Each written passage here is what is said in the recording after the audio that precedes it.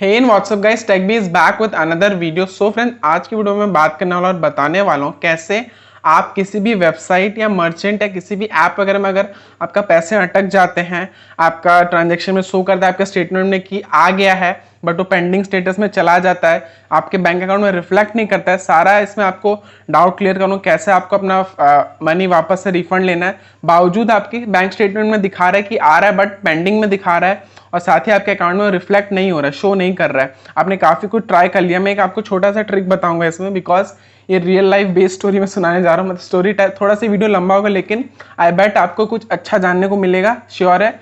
Please मैं request करता हूँ इस वीडियो को लास्ट तक देखिएगा। वीडियो काफ़ी इंटरेस्टिंग एंड नॉलेजफुल होने वाला है। साथ ही फ्रेंड्स, आप मुझे सोशल मीडिया से फॉलो कर सकते हैं, लिंक इन डिस्क्रिप्शन, और चैनल को भी सब्सक्राइब कर लीजिए ऐसे ही अमेजिंग एंड इंटरेस्टिंग वीडियोस देखने के लिए। सो वीडियो स्टार्ट करते हैं।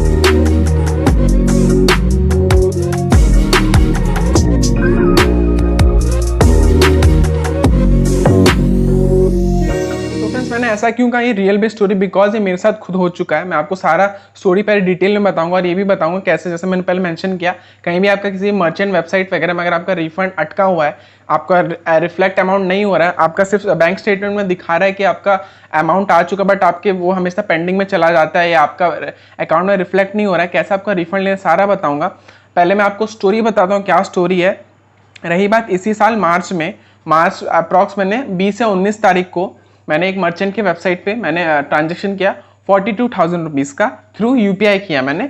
एसबीआई का आता है, भीम यूपीआई ऐप आता है, एसबीआई वाले जानते होंगे या और भी लोग यूज़ करते हैं। आपका पीएनबी का भी भीम यूपीआई ऐप है, जैसे भीम ऐप है ना यूपीआई, वैसे ही हर बैंक का भी अपना सिंगल ऐप है। तो मैं एसबीआई का भीम यूपीआई यूज़ करता हूँ। तो मैंने उससे उस पर रिक्वेस्ट भेजा 42,000 रुपीज़ का उस मर्चेंट के वेबसाइट से। तो मेरा उनको पे करना था मेरे को 42,000 रुपीज़। तो मैंने आपने वहाँ यूपीआई आईडी डाला मर्चेंट के वेबसाइट पे। मैं पहले स्टोरी बता रहा हूँ क्या पूरा कहानी, काफ़ी इंटरेस्टिंग है। प्लीज़ रिक्वेस्ट कर रहा हूँ इस वीडियो को लास्ट तक देखिएगा, आपको पक्का कुछ सीखने को मिलेगा। वापस से मैं आता हूँ अपने टॉपिक पे। तो क्या हुआ, मैंने 42,000 का रिक्वेस्ट भेजा अपने भीम एसबीआई का जो यूपीआई आईडी डाला, मेरे में आ गया रिक्वेस्ट। बट वहाँ पे क्या दिखा रहा था 42,000.97 रुपीज़ ऐसे मतलब पैसे करके दिखा रहा था। तो बात हुआ कि मेरे को सिर्फ ट्रांजेक्शन करना था 42,000। तो मैंने सोचा यूपीआई का कहीं देखते होंगे ना, हैंडली कन्वीनियंस फी ले लेता है क्रेडिट डेबिट कार्ड का, वैसे मैंने सोचा यूपीआई का ले रहा होगा 42,000 रुपीज़ का।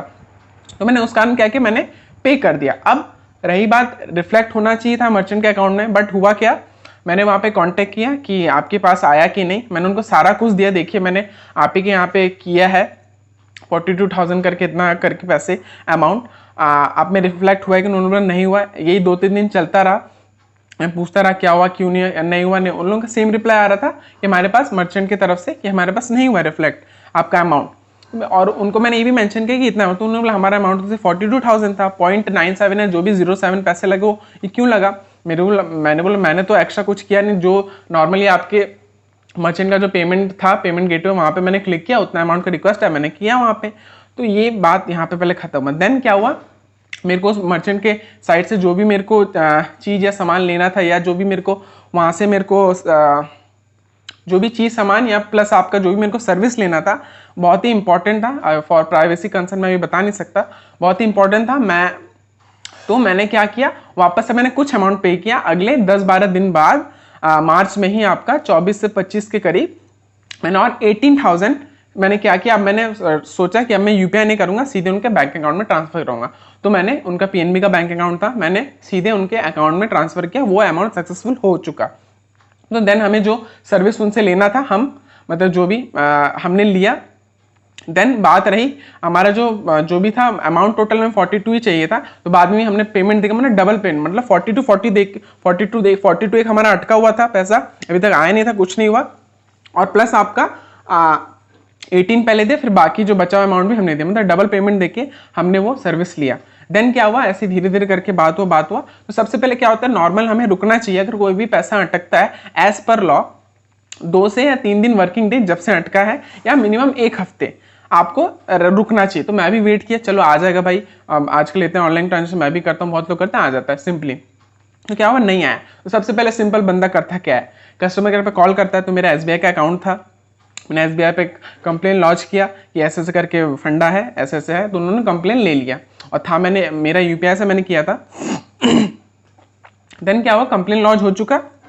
उसके बाद क्या हुआ, उसका भी एक समय देते हैं कि इतना वर्किंग डेज में हम आपको रिस्पॉन्स करेंगे। तो वही सेम हुआ, SBI वालों ने बोला हम इतना रिस्पॉन्स करेंगे। तो उन्होंने क्या किया, जिस मर्चेंट को मैंने किया था वहाँ पे उन लोगों ने उनके अगेंस्ट कंप्लेन रेज कर दिया कि ऐसे ऐसे कस्टमर को सर्विस नहीं मिला, आपने उनका अमाउंट लिया है। वहाँ से रिप्लाई क्या आता है कि हमारे तरफ से अमाउंट मतलब उनके तरफ रिफंड हो चुका है। बट हाँ एक और बता दूं, मैंने भीम UPI से किया था SBI का, तो मेरे स्टेटमेंट में दिखाता था कि उतना अमाउंट हर रोज आता था मेरे में, मतलब as per refund, as refund आता था। बट वो क्या होता था, पेंडिंग में चला जाता था। ये कारण पता नहीं क्या दिक्कत हो गया था, ऐसा पेंडिंग स्टेटस, मतलब वो अमाउंट आने का मतलब 20-25 बार हो चुका, लेकिन मेरे अकाउंट में वो अमाउंट रिफ्लेक्ट हुआ ही नहीं, मतलब रिफंड आने तक, मतलब वो रिफंड मतलब जो अमाउंट दिखा रहा था वहाँ पे हमेशा पेंडिंग में चला रहा था, मेरे अकाउंट में रिफ्लेक्ट हो ही नहीं रहा था। फिर मैंने कंप्लेन लॉन्च की, उन्होंने बोला सर ऐसे ऐसे बात है। मैंने SBI में हेल्पलाइन कस्टमर केयर में कम से कम 5 से 4 बार कंप्लेन लॉन्च किया।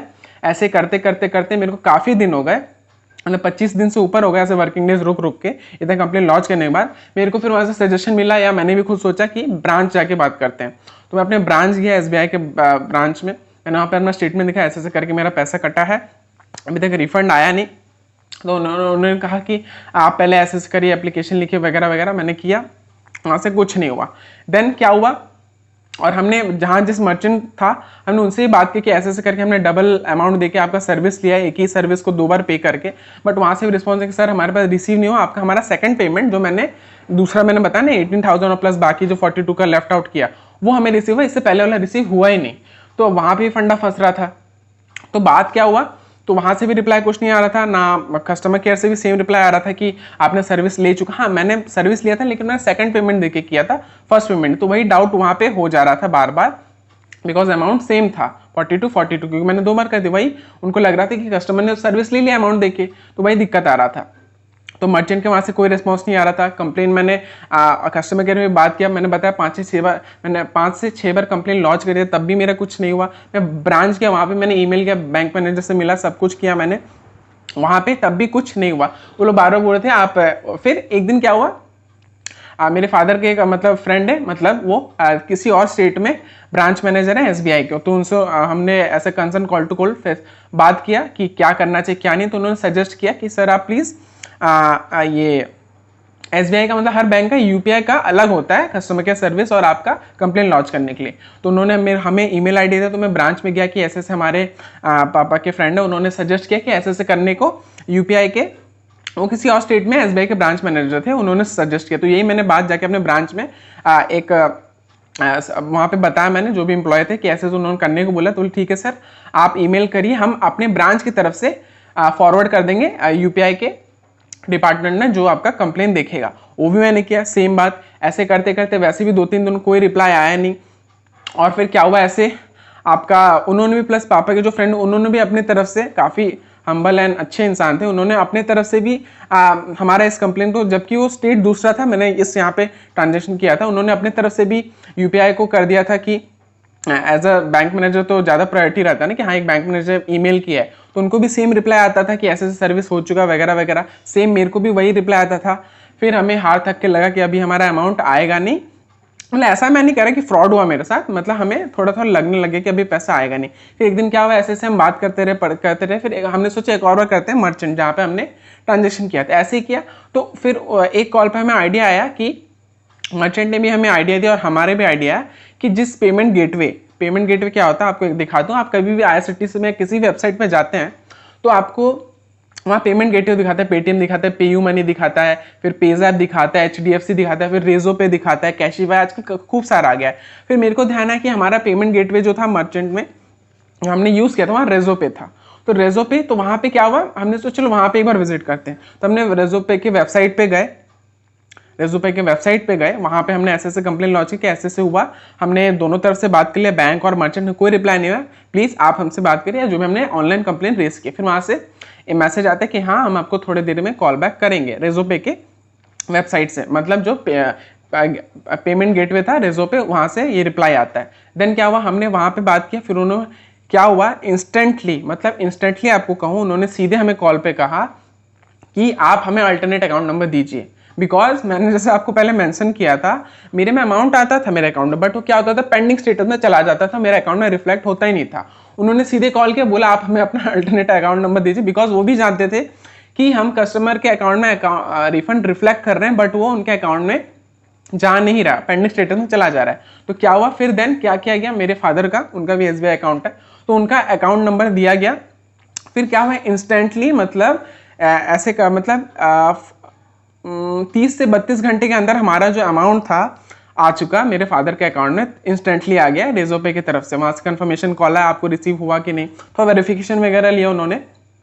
तो यही मैं आपको बता रहा हूँ मेन चीज़ इसमें। मैंने कैसे किया, हमने सब जगह बात कर लिया, मर्चेंट, बैंक, कहीं से कुछ रिप्लाई नहीं आया। देन हमने कहाँ कांटेक्ट किया, जो हमारा पेमेंट गेटवे था रेजोपे, वहाँ किया। अगर आपका भी कभी ऐसा होता है आपको बैंक से रिस्पॉन्स नहीं मिल रहा, बैंक भी हार चुका करके, कुछ आपका रिफंड नहीं आया, देन मर्चेंट भी कर चुका, वहाँ से भी आप हार मान लिए, नहीं हुआ, देन आपको ऑप्शन जो मैंने बताया थर्ड ऑप्शन जैसे हमने किया, मर्चेंट मतलब पेमेंट गेटवे को हमने कांटेक्ट किया। जैसे मेरे कंडीशन में, मेरे केस में रेजोपे था, जैसे अलग कंडीशन कुछ भी हो सकता है, पेटीएम, पेयू मनी, कैशिफाई, काफ़ी सारे आजकल पेमेंट गेटवे है, आप देख सकते हो। तो मेरे केस में रेजोपे था, तो हमने वहाँ कांटेक्ट किया, उन्होंने अल्टरनेट नंबर मांगा, सॉरी अकाउंट नंबर, कि आप दीजिए, हम रिफंड क्रेडिट कर रहे हैं। बिकॉज वो जानते थे, मैं भी जानता था कि अकाउंट में आता था हर मतलब रात को 12 बजे के बाद ऐसा आता था, लेकिन वो मेरे अकाउंट में रिफ्लेक्ट नहीं होता था, पेंडिंग स्टेटस में चला जाता था। और रही बात अब एज पर RBI लॉ, अगर देखा जाए, अगर रिफंड आपके 7 वर्किंग डेज में नहीं आता है तो बैंक आपको पर डे का 100 रुपीज़ फाइन देगा, 100 रुपीज़ का फाइन। अब ऐसे करते करते इस केस को जब तक रिफंड आने तक, मतलब मार्च में सब मेरा फंडा वगैरह हुआ, हमारे पैसे आया, मार्च अप्रैल भी बीत गया, मई के 10-12 तारीख के करीब वो हमारा पैसा आया, जो जैसे बताया पेमेंट गेटवे रेजोपे ने सीधा अल्टरनेट अकाउंट नंबर मांगा, वहाँ पे हमारा रिफंड आ चुका था। तो अगर देखा जाए ऐसे 100 करके मेरा 30 दिन वहाँ पे 10 मतलब अगर देखा जाए तो मेरा काफ़ी ज़्यादा फाइन हो गया था। बैंक मेरे को देना चाहिए था, बैंक को कंपनसेशन देना चाहिए था मुझे, बट बात ये रहा मैं कंपनसेशन भी ले नहीं सकता था, बिकॉज रिफंड आया तो आया किसमें, मेरे फादर के अकाउंट में, मेरे अकाउंट में आता तब जाके मैं उनसे ले सकता था। सो फ्रेंड्स यही था मतलब स्टोरी, मतलब ये रियल बेस्ड स्टोरी था, मेरे साथ खुद हो चुका था। ये मैं नहीं कहूँगा फ्रॉड हुआ था, क्या था वो तो ग्लिच होता है कभी कभी प्रोसेस होने में बाकी। और ये भी था कि ऐसा नहीं कि मेरा बैंक ने ये भी देखा कि मेरा अकाउंट में ऐसा कुछ रिस्ट्रिक्शन वगैरह भी नहीं था, मेरा सारा KYC वगैरह, verified phone number link, PAN Aadhaar link, सब कुछ था। पता नहीं वो अमाउंट ही आने में क्यों दिक्कत था, बाकी ट्रांजेक्शन मेरा हो रहा था, बस पता नहीं पर्टिकुलर उसी अमाउंट को आने में मेरा अकाउंट में क्या दिक्कत था। तो इस वजह से हमने, जैसे मैंने बताया, पेमेंट गेटवे वाले को कॉन्टैक्ट किया, रेजोपे ID आया, तो देन उन्होंने अल्टरनेट अकाउंट नंबर मांगा, वहाँ पर हमारा जो पैसे है क्रेडिट हुआ। काफ़ी मतलब मेहनत के बाद हमारा काफ़ी अमाउंट तो ज़्यादा ही था, 48,000 कम रुपये बात नहीं है, तो उतना अमाउंट हमारे में रिफंड हुआ। देन मतलब 1.5 महीने का अप्रॉक्स लग गया सब करने में। तो मैंने सारा स्टोरी स्टेप बाय स्टेप बताया, कैसा आपको क्या करना चाहिए, कब क्या। अगर कुछ भी आपको डाउट है, छोटा से बड़ा कुछ भी डाउट है, आप प्लीज़ मुझे बेझिझक इस कमेंट बॉक्स में पूछ सकते हैं, या मेरे को पर्सनली अगर आपको नहीं हो रहा तो आप मेरे को इंस्टाग्राम में मैसेज करिए, मतलब मेरे हर सोशल मीडिया में मैं एक्टिव हूँ, कहीं पे भी आप मैसेज करिए, ज़्यादा कोशिश करिए आप इंस्टाग्राम पे कर लीजिए या कमेंट बॉक्स पे कर लीजिए। कोई भी इस स्टोरी या इस केस से कोई भी आपको रिलेटेड डाउट है, या आपका भी कहीं कुछ पैसा फंसा हुआ है, कुछ भी है, आप मुझसे कॉन्टैक्ट करके पूछ सकते हैं कमेंट बॉक्स में या इंस्टाग्राम में। ये वीडियो मैं स्पेशली बना रहा हूँ क्योंकि ऐसे काफ़ी ज़्यादा केसेस हो चुके हैं, मैंने बोला इस पर एक वीडियो बनना चाहिए। आई होप ये वीडियो काफ़ी आपको इंटरेस्टिंग एंड नॉलेजफुल लगा हो। साथ ही फ्रेंड्स लास्टली थैंक यू।